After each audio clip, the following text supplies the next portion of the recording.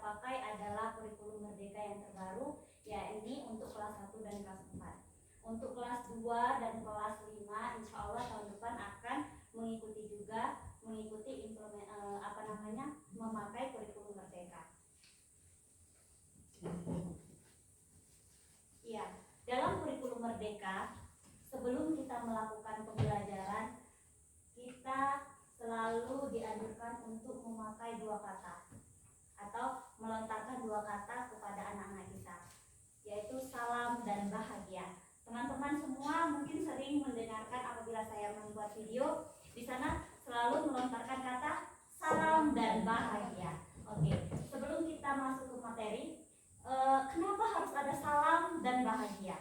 Di sana ada 2 kata. Yang pertama adalah salam. Salam di sini salam dikatakan atau diutarakan kepada anak sebelum melakukan pembelajaran. Itu bukan hanya kita melakukan rutinitas saja, tetapi ada tujuannya. Salam di sini adalah bertujuan untuk doa. Sama saja kita melakukan pengharapan kepada Allah agar apa yang kita berikan kepada anak itu akan bermanfaat di kemudian harinya. Kemudian bahagia. Kenapa harus bahagia? Karena setiap apapun pekerjaan, setiap apapun kegiatan, apabila kita sudah merasa bahagia, kita akan dengan senang hati untuk membuka diri, menerima informasi dan juga untuk memberikan informasi apapun itu. Jadi itulah tadi kenapa sebelum kita melakukan kegiatan dan setelah kita melakukan kegiatan ada 2 kata yang selalu diutarakan, yaitu salam dan bahagia. Kita sama-sama ikuti yuk. 1, 2, 3. Salam dan bahagia. Iya, salam dan bahagia. Kita dulu ketika kita mengatakan salam dan bahagia, itu adalah pengharapan kita kepada Allah agar kita selalu bahagia dan selalu memberikan apa yang kita ingin berikan kepada anak-anak dengan maksimal. Selanjutnya kita akan kembali ke filosofi Ki Hajar Dewantara tentang pendidikan. Apa itu pendidikan menurut Ki Hajar Dewantara? Ya, kita tahu Ki Hajar Dewantara memaknai pendidikan adalah tempat persemayamannya segala benih-benih kebudayaan yang hidup dalam masyarakat kebangsaan. Jadi pendidikan itu adalah tempat persemayaman benih. Jadi setiap anak itu diibaratkan sebuah benih dan pendidikan adalah ladangnya. Jadi setiap anak adalah benih dan pendidikan adalah tempat persemayaman, yaitu ladangnya. Oke. Kemudian tujuan dari pendidikan itu sendiri adalah menuntun segala kodrat yang ada pada anak agar mencapai keselamatan dan kebahagiaan yang setinggi-tingginya, baik sebagai manusia maupun sebagai anggota masyarakat. Jadi tujuan dari pendidikan kita ini adalah menuntun. Ingat ya, menuntun, bukan menuntut. Di sini adalah menuntun segala kodrat yang ada pada anak. Kita ingat, anak adalah benih-benih yang akan tumbuh di ladang atau di tempat pendidikan. Dan kita sebagai guru adalah memiliki fungsi sebagai penuntun, karena tujuan pendidikan adalah menuntun segala kodrat yang ada pada anak. Kita ibaratkan anak sebuah benih yang akan ditanam pada sebuah ladang. Kita sebagai guru fungsinya adalah menuntun. Apa itu menuntun? Agar anak atau benih tadi bisa tumbuh dan berkembang sehingga benih tadi menjadi tumbuhan yang bermanfaat, baik sebagai dia sendiri akan bermanfaat untuk dia sendiri maupun sebagai orang lain atau anggota masyarakat. Selanjutnya bagaimana kita melakukan pendidikan agar tujuan pendidikan tadi menjadi terwujud. Ya, ini kita harus tahu tentang kerangka keadaan atau kerangka kodrat alam dan kodrat zaman. Kita tahu pendidikan adalah selalu berubah. Ya, berubah. Kenapa? Kita lihat contoh dulu. Kita kembali flashback dulu ke zaman dahulu. Kita kalau belajar, kita kalau dimarahin sama sama guru, kita kalau dulu kita terpanggil atau tertantang untuk lebih baik lagi kan. Apabila kita tidak bisa perkalian dulu, kita bagaimana supaya saya bisa perkalian. Kalau kita dimarahin sama guru kita dulu, bukan Ibu Olga tapi Bu ya, walaupun Ibu Olga guru saya dulu. Iya, walaupun kita dulu mungkin ada anak yang dilempar pakai apa namanya itu, penghapus papan tulis. Nah, penghapus papan tulis yang dulu masih kapur jadi bantal ya, dilempar. Apakah dulu anak-anak akan sakit hati atau mundur? Tidak. Mereka akan terus semangat untuk selalu belajar sehingga kedepannya dia bisa apa yang waktu itu materinya dia tidak paham. Tapi kalau untuk sekarang, apakah seperti itu masih bisa kita pakai? Tidak. Karena apa? Karena kodrat alam dan kodrat zaman sudah berbeda. Satu lagi. Kedua, kita tidak usah jauh-jauh ke flashback ke zaman dahulu kala. Kita tidak usah jauh-jauh. Kita bandingkan saja. Mohon maaf, bukan untuk membandingkan yang jelek. Sekolah kita dengan sekolah yang lain itu juga berbeda. Kenapa? Satu, anak kita sudah biasa pakai fokus, ya. Kita sudah biasa belajar ke anak. Nah, ini nonton segala macam, sudah biasa. Tapi untuk SD yang lain, apakah seperti itu? Tidak. Itulah kenapa kita harus melakukan pendidikan sesuai dengan kodrat alam dan kodrat zaman. Sekarang ada azas trikon. Apa? Kontinuitas, konvergensi, konsentris. Apa itu kontinuitas? Kontinuitas adalah berkelanjutan. Kita harus melakukan pembelajaran yang selalu berkelanjutan. Hari ini kita mengingatkan anak, besok juga kita ingatkan anak lagi, besoknya juga kita ingatkan lagi. Untuk apa? Agar pendidikan itu tertanam kepada diri anak-anak kita. Jangan sampai hari ini Ibu Liza ngomongnya A, besok yang masuk Ibu Mega. Nah, ini B. Berkelanjutan apa tidak? Tidak. Itulah yang namanya berkelanjutan. Kemudian konvergensi. Apa konvergensi? Memanusiakan. Kita harus menganggap anak tersebut adalah manusia. Bagaimana manusia mau dihargai, atau kita harus memandang mereka sebagai manusia yang akan berkembang di kemudian hari dan insya Allah akan berguna nantinya. Jangan sampai kita menganggap dia sekarang judgment. Oh, anak itu memang agak itu tahu. Jangan sampai. Jadi kita harus melakukan pendidikan dengan memanusiakan manusia. Semuanya sama. Kemudian konsentris. Apa konsentris? Menghargai keragaman. Ya, berkelanjutan dengan yang tadi memanusiakan manusia, kita juga harus menghargai keragaman. Kita sebagai guru saja tidak sama. Ada yang maunya seperti ini, ada yang maunya seperti ini. Oke.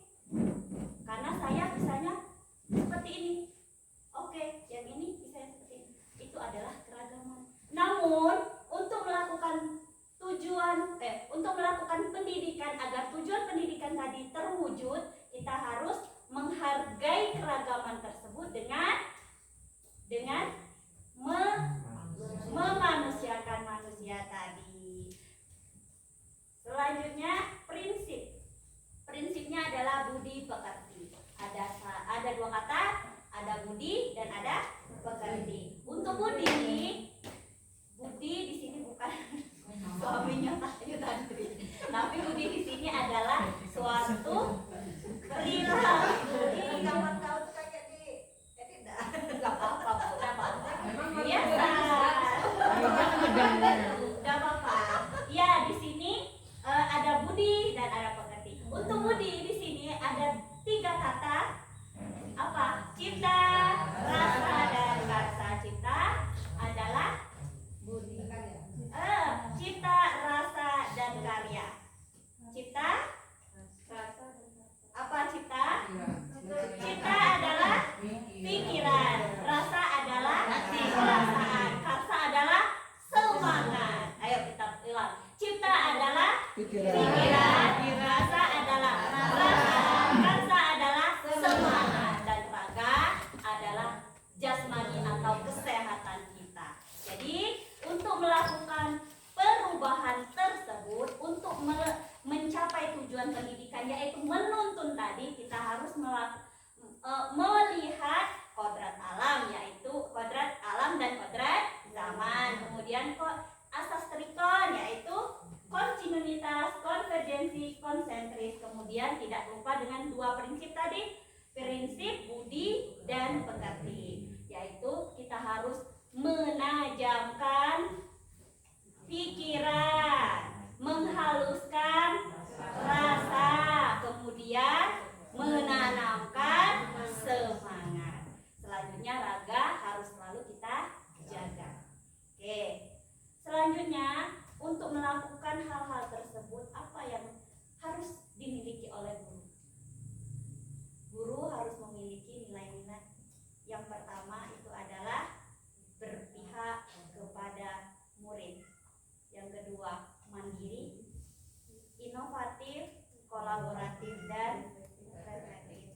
Kita tahu berpihak kepada murid, insya Allah rekan-rekan semua, apalagi yang senior, saya tahu berpihak kepada murid itu dirasa kita tidak mungkin hanya ada satu anak yang kita perhatikan.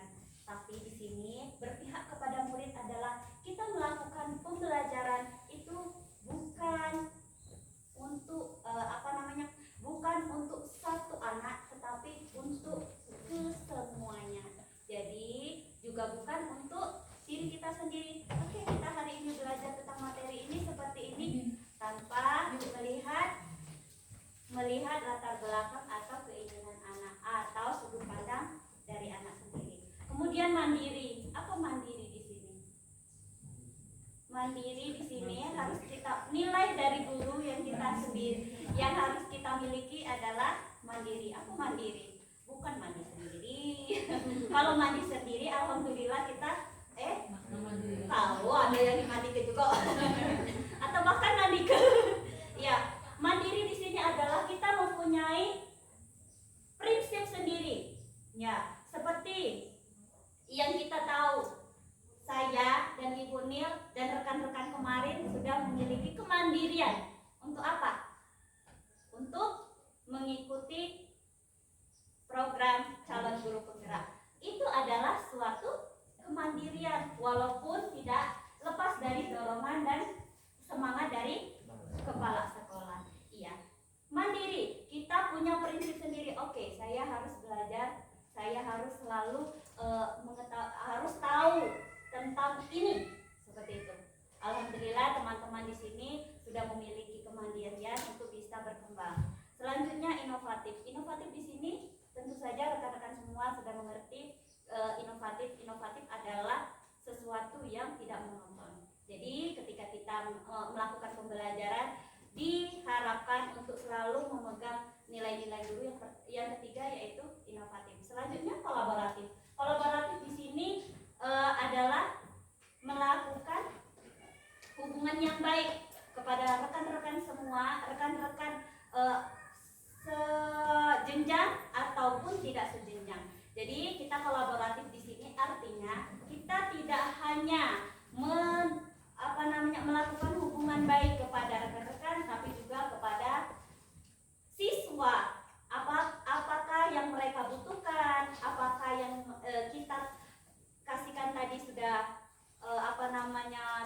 dengan apa yang mereka inginkan atau belum. Kemudian reflektif. Apa reflektif? Reflektif di sini adalah kegiatan kita melakukan evaluasi. Jadi ketika kita melakukan pembelajaran, setelah melakukan pembelajaran kita merefleksi diri kita sendiri. Apa yang sudah kita berikan tadi, apa yang sudah baik dan apa yang belum. Ketika belum baik, itu yang harus kita perbaiki. Dan bagaimana cara memperbaikinya? Kembali lagi kepada kolaboratif. Waktu kita melakukan kolaboratif kepada teman-teman kita bisa melakukan atau merancang pembelajaran yang inovatif tadi. Kemudian setelah kita melakukan merancang kegiatan pembelajaran yang inovatif, kita melakukannya dengan mandiri. Kemudian setelah kita melakukannya secara mandiri, kita melaksanakannya dengan berpihak kepada murid. Begitu. Selanjutnya, selain nilai guru juga memiliki peran. Apa peran guru? Yang pertama, fasilitator.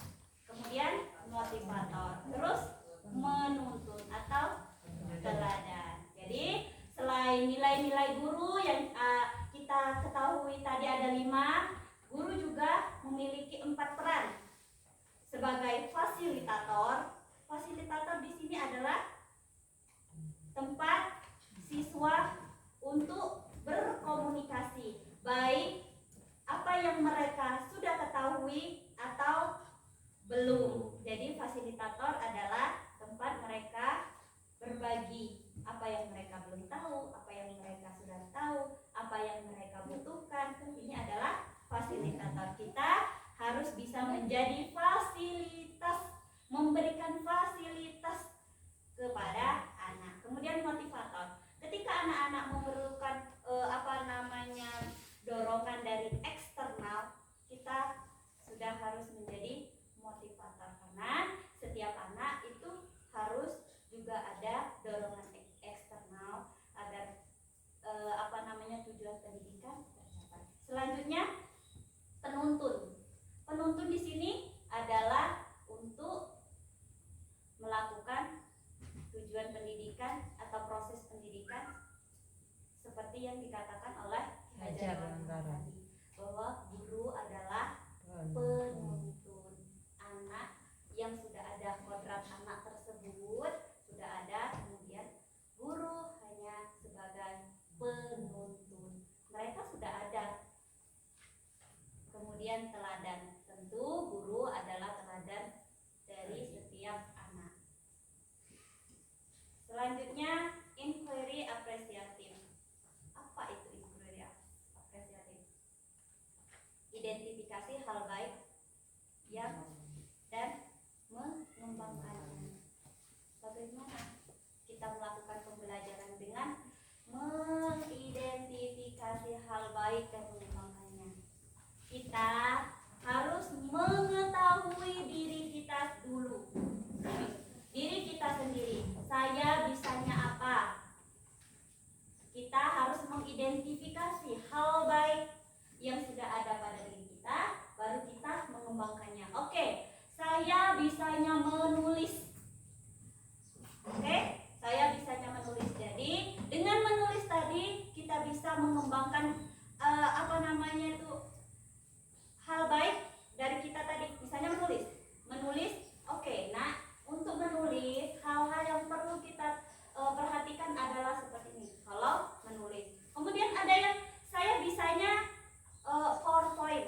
Oke, pakailah PowerPoint tersebut. Jangan hanya PowerPoint biasa. Bagaimana supaya PowerPoint ini bisa menjadi kreatif? Bagaimana dengan menambahkan animasi-animasi, GIF, ataupun menjadi presentasi yang interaktif atau yang bisa dikontrol oleh anak. Atau ada juga yang bisa membuat pembelajaran dengan menggunakan website, dengan menggunakan sheet, dengan menggunakan sebagainya. Jadi teman-teman semuanya, kita sebagai guru harus mengidentifikasi apa hal baik kembangkan, kemudian bisa kita gunakan untuk menjadi bahan inovatif tadi ke pembelajaran yang berpihak kepada siswa. Oke, murid. Nah, sekarang coba Bapak Ibu identifikasi atau kenali diri Bapak Ibu sekalian, apa yang sudah menjadi hal baik yang ada pada diri Ibu Bapak sekalian agar bisa membuat rencana untuk memperkuatnya. Begitu. Selanjutnya, ketika kita sudah mengetahui hal baik apa yang sudah ada pada diri kita masing-masing,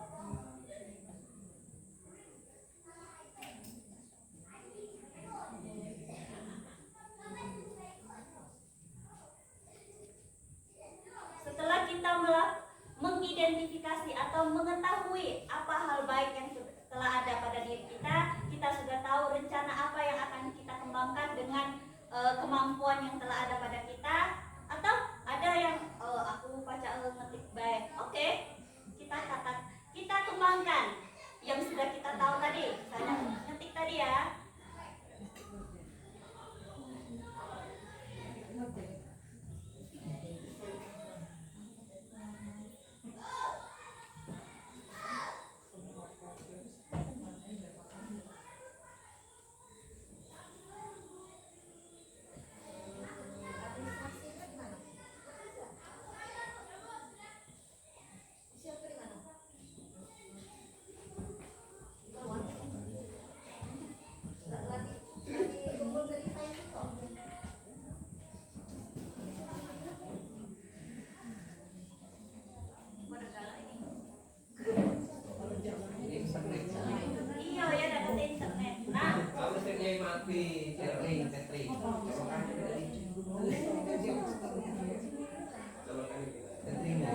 Iya, kalau kita sudah tahu tentang apa itu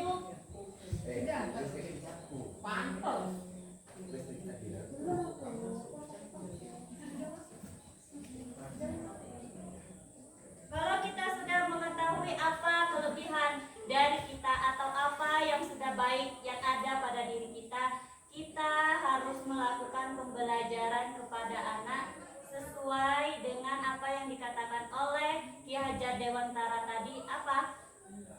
Berpihak kepada siswa. Iya.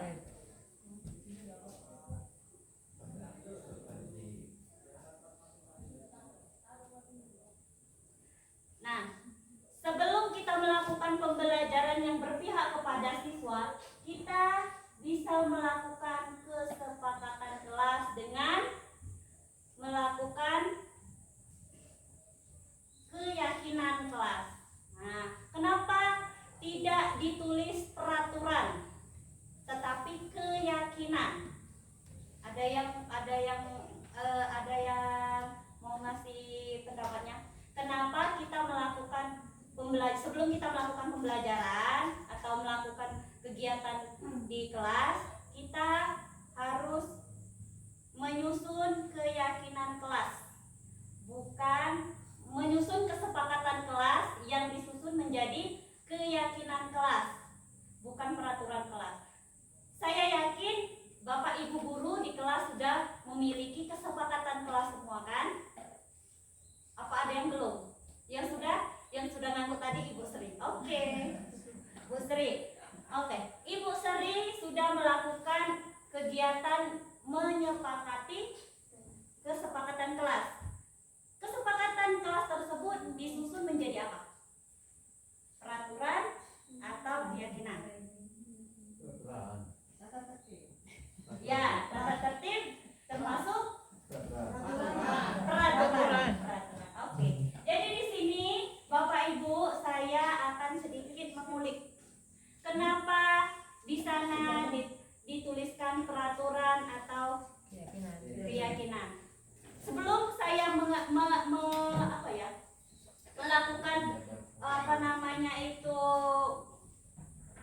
memberikan gambaran apa peraturan, apa itu keyakinan, saya ada dua kegiatan.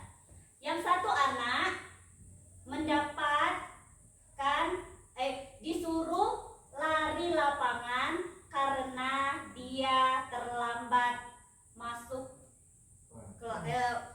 masuk sekolah, ya. Dia datang sekolah terlambat, kemudian dia disuruh keliling lapangan. Bapak Ibu tahu itu menjadi hukuman atau konsekuensi? Hukuman. Kenapa? Karena ya ini tadi adalah peraturan. Oke. Yang kedua, ada anak yang disuruh keliling lapangan juga ketika dia terlambat mengikuti pelajaran PJOK. Apa itu tadi? Hukuman apa konsekuensi? Konsekuensi. Kenapa konsekuensi? Karena kalau yang pas jam olahraga itu kan dia harus melakukan pemanasan. Berarti kalau dia terlambat, berarti dia kan belum melakukan pemanasan. Jadi dia harus lari-lari keliling lapangan dulu untuk melakukan pemanasan. Tapi larinya itu sendiri, tidak bareng teman-temannya, akhirnya itu termasuk konsekuensi. Oke, terima kasih Ibu Nil. Jadi teman-teman, hukuman itu dibuat hanya satu pihak. Itu adalah itu perbedaan antara peraturan dan keyakinan tadi. Ya, kalau konsekuensi itu yang didapat anak ketika dia melakukan kesalahan dan hukuman tersebut atau apa yang ia terima adalah berguna pada anak tersebut. Apa gunanya dia dihukum? Apa gunanya dia keliling lapangan? Karena memang lari adalah kegiatan yang ada di PJOK. Itu nah. Jadi keyakinan kelas. Kemudian kita balik lagi ke keyakinan kelas dan peraturan. Masih belum tergambarkan. Oke. Sekarang seperti ini. Apabila kita bermotor, apabila kita memakai motor, kita pakai helm? Pakai. Kenapa pakai helm? Keamanan diri sendiri. Itu adalah keyakinan yang ada di dalam diri kita kan. Kalau kita itu karena peraturan kita didenak makanya tidak boleh jadi masalah, tidak ada beban di hati kita. Tapi karena kita yakin bahwa helm adalah untuk keselamatan kita, maka dengan senang hati kita akan memakainya. Begitulah peraturan dan keyakinan. Jadi peraturan tersebut dibuat hanya satu pihak dan ketika itu dilanggar ya fine aja. Peraturan dibuat hanya memang untuk dilanggar. Ya kan? Banyak kata-kata seperti itu. Tapi keyakinan itu ada di diri masing-masing, dan ketika keyakinan itu telah kita ketahui atau telah kita yakini, dengan senang hati kita akan melaksanakannya. Dan saya berikan contoh keyakinan kelas yang telah saya susun dengan berdasarkan kesepakatan kelas yang dulu adalah peraturan. Tapi sekarang saya ubah menjadi keyakinan kelas. Yang pertama, saling menyayangi dan menghormati. Kenapa di sini ada saling menyayangi dan menghormati?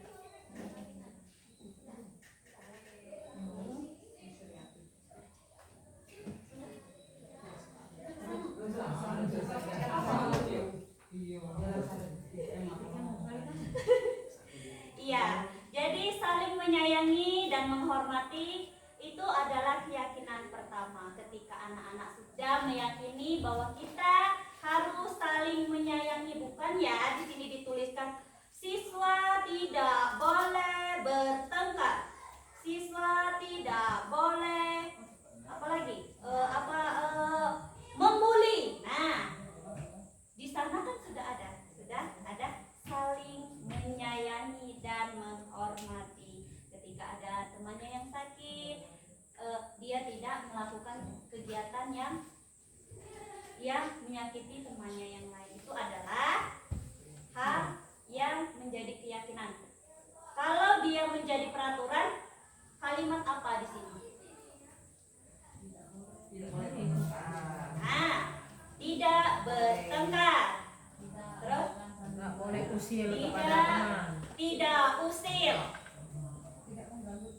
tidak mengganggu teman. Nah, itu adalah peraturan. Tapi kalau keyakinan kelas dan selalu menjadi sudah menjadi keyakinan pada diri kita sendiri sama anak, dan kalau keyakinan satu lagi dia dua arah.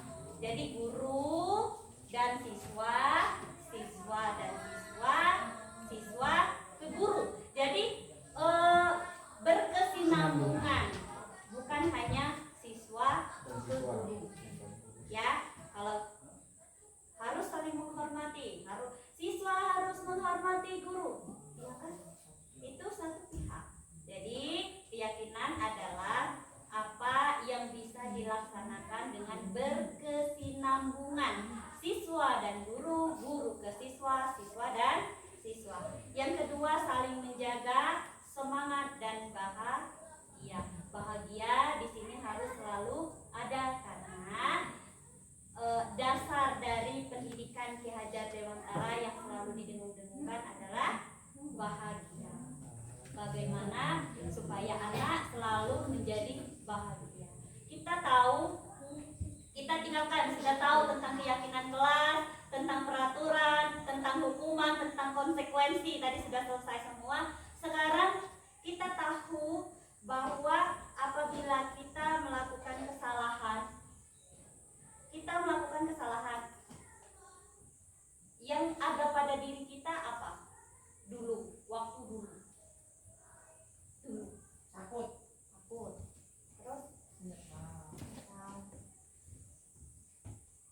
Malu.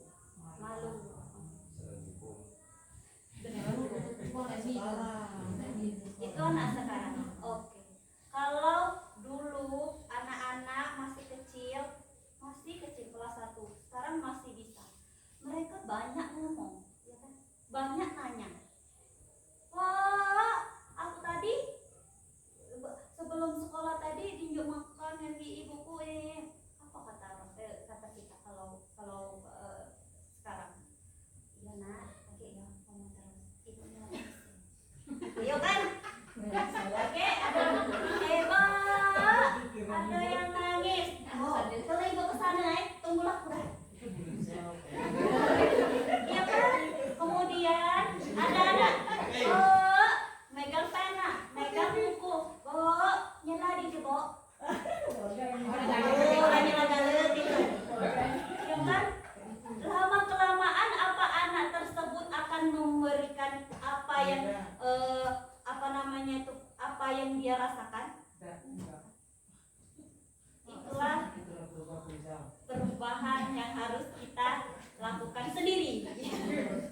Harus kita lakukan sendiri. Jadi kita harus introspeksi diri. Ketika anak-anak mau melakukan kegiatan yang benar-benar, ya memang anak itu memang masanya untuk selalu bercerita. Jadi kita sebagai guru itu tugasnya menuntun apa yang diceritakan, dari apa yang dia ceritakan tadi kita tuntun mereka supaya mendapatkan pembelajaran.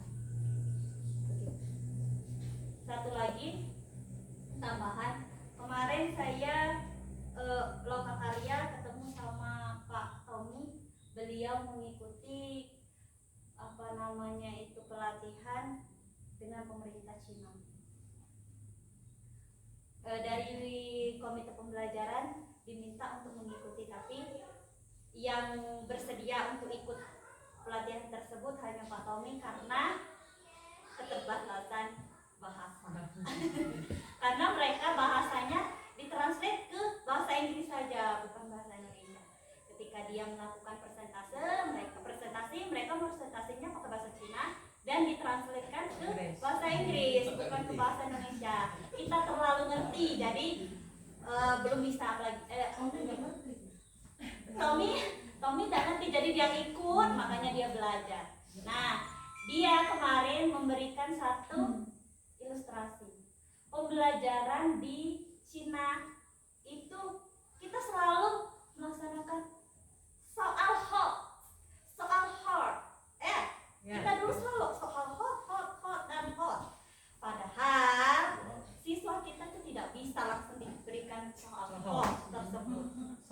kita harus selalu, karena anak kita tidak dilatih kritis dari kecil. Ketika dia kritis, aing pulen, aing aku pulen nanti. Contoh kecil, anaknya Ibu Nil disuruh buat huruf angka 4, yang dia buat angka 2, katanya. Tulisnya angka 4 tapi terbalik. Pas ditanya, ini angka berapa, Re? Ngapa angka 4 kalau ini angka 2. Angka 2 apa? Angka 2 Romawi. Ini angka 2 Arab. Benar kan? Benar kan? Tapi ketika kita mendapatkan itu, tidak sampai kacik-kacing. Iya kan? Apakah kita melakukan pembelajaran yang berpihak pada siswa di sana? Jadi belum kan? Jadi ayo kita sama-sama belajar, berupaya agar kita melakukan pembelajaran yang berpusat kepada siswa dan melakukan pembelajaran yang nggak sabar. Kalau aku kan kadang dia terus sendiri ujian, nah kapan dulu tahu sendiri. Begitu. Satu lagi, ketika kita melakukan pembelajaran, apalagi sekarang untuk kelas 1 dan kelas 4, alhamdulillah itu materinya tidak harus selesai. 1 tahun tidak harus selesai bab sekian. Ketika kita melakukan pembelajaran, misalnya kita melakukan pembelajaran angka 1 kelas 1 kan? Ayo nah, angka 1 di sini. 1 ada gambar apa ini, Nak? Gambar apel. Gambar apa ini, Nak? Gambar ayam. Gambar apa ini, Nak? Gambar sekian ini. Kupaslah satu saja gambar yang ada di sini, atau apa saja yang anak tidak tahu. Misalnya di sini ada apel, ada ayam, ada apa segala macam yang menggambarkan angka 1, bilangan 1.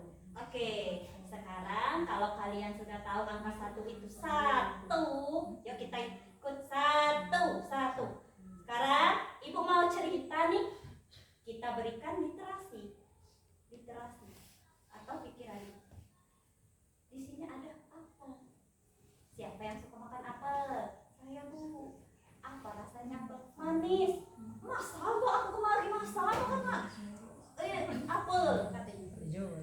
Sudah terjadi literasi kan? Sudah terjadi pembelajaran di sana kan? Bu, aku kemarin itu makan apel. Masa warna apel kamu warna hijau, Bu. Nah, aku merah. Jadi anak-anak sudah tahu.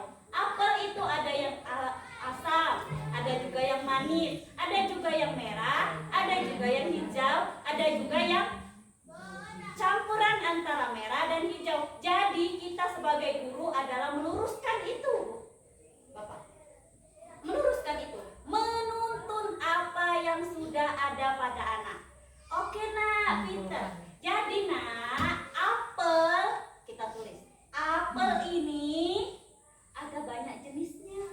Jadi, apel bukan hanya manis rasanya, ada juga yang bukan hanya merah warnanya, ada juga yang hijau, ada juga yang perpaduan antara merah dan hijau. Seperti itu, Bu. Gambaran bagaimana kita memberikan pembelajaran kepada anak agar anak tidak hanya memakan ke buku saja, agar dia terbiasa untuk kritis, agar dia terbiasa mengungkapkan apa yang keinginannya, dan agar dia tahu ketika dia masuk ke masyarakat, dia menjadi anggota masyarakat yang sudah tahu, oh aku lakukan apa tuh nemasam itu, aku nak makan nemasam berarti aku makan itu, aku nak makan nemanes berarti itu. Dia sudah punya ilmu atau pegangan agar dia bisa masuk ke masyarakat dan bisa masuk ke anggota masyarakat itu. Jadi tujuan pendidikan menurut Ki Hajar Dewantara itu benar-benar tersampaikan. Jangan bingung, Bu Eka. Ibu Eka jangan dibuat pusing. Itu sebagai ilustrasi saja. Malah kalau kita melakukan pembelajaran sesuai dengan Ki Hajar Dewantara, insya Allah akan lebih mudah ya Bu Sri ya. Jadi kita lebih fleksibel memberikan pembelajaran kepada anak. Tidak hanya menjadikan pembelajaran yang monoton itu saja. Jangan sampai pembelajaran dilakukan hanya untuk sarana pentransferan ilmu. Pokoknya saya sudah memberikan, kamu mau ambil silakan, tidak mau sudah. Jangan. Itu mindset yang harus kita tanamkan kepada diri kita sebagai guru. Selanjutnya satu lagi, misalnya kita pembelajaran. Jika ada pembelajaran yang melakukan pembelajaran, ada hewan-hewan, berikanlah satu misalnya keyakinan atau ilmu yang benar-benar anak-anak itu dipikir unik, yang tidak pernah tahu sama anak-anak. Berikanlah. Misalnya kita di sini ada sapi, kambing, apalagi bebek, ayam, siput sekalian. Nah, anak-anak tahu tidak sekambing? Tahu Bu. Tahu tidak sapi? Tahu Bu. Tahu tidak ayam? Tahu Bu. Tahu tidak siput? Tahu Bu. Sekarang ibu tanya, siput kalian sudah tahu kata yang tadi. Siput kalau berjalan di atas pisau yang tajam, dia akan luka apa tidak? Pasti nanya, iya, aku kan tidak tahu. Jadi cak mana Bu? Jadi cak akan ada keinginan dia untuk belajar. Nah, kita tonton dulu yuk di sini. Jadi anak-anak tadi tuh merasa tertantang untuk belajar. Kemudian ketika dia masuk ke dalam masyarakat atau menjadi anggota masyarakat, aku keruan, ini apa namanya siput nih berjalan di wali itu di deka ini di deka ke karena ada lendir-lendir. Kira ada lendir-lendir di situ. Akan ada pembelajaran di situ. Itu artinya tapi kita harus belajar dulu kan. Yang sekarang lagi ini ya di kelas rendah itu kata anjing. Itu kalau bilang anjing sama anjing itu hormat dia, nggak mau dia, anjing enggak, kuku, kicik. Kamu kok hormat sama anjing? Sama orang bilang anjing, kalau sama kicik, sama anjing bilang kicik. Dia bingung dia. Itu kita luruskan itu. Kalau memang dia namanya anjing, bilang dia anjing. Tapi jangan yang namanya Pak Ijo dipanggil anjing. Iya, itu artinya dia tidak saling jaga tadi. Keyakinan masuk keyakinan kelas. Kita kan yakin bahwa kita harus saling menyayangi dan menghormati. Ketika dia namanya Pak Ijo, boleh tidak dipanggil anjing? Jadi kita meluruskan di bahasa itu. Jadi jangan salah menempatkan. Dia kalau sama anjing takut dia bilang anjing, orang namanya anjing. Iya. Di sisi lain mungkin kita ada sisi saling menghormati itu. Keyakinan kelas tadi. Oke. Iya, Bunet. Sekarang kita belajar, kita masuk ke posisi. Boleh tanya nggak? Boleh. Jadi kalau kita punya kesepakatan begini loh, sudah kan? Halo anak-anak, kan ibu sudah kasih tahu. Kalau waktunya kita masuk, kita masuk. Waktunya istirahat, kita istirahat. Jadi ada atau tidak ada ibu bapak guru, kamu harus tertib. Itu keyakinan apa peraturan? Itu peraturan. Karena Tapi nggak tertulis. masih peraturan. Karena Bisa. ibu yang menyepakati yang itu, membuat. yang membuat itu. Kalau itu memang kesepakatan dibuat bareng. Nah, Nah, kata-katanya harus Dirubah. beda. coba contohnya. Contohnya kita harus saling menjaga tadi. Nah, iya. Saling menjaga apa Bu? Saling menjaga apa? Cak buku dijaga, jangan sampai disentuh, jangan. Bukan Berarti saya. peraturan bisa menjadi keyakinan ya? Peraturan bisa menjadi keyakinan ketika dia dibuat secara dua sisi antara guru dan siswa. Jangan sampai siswa saja atau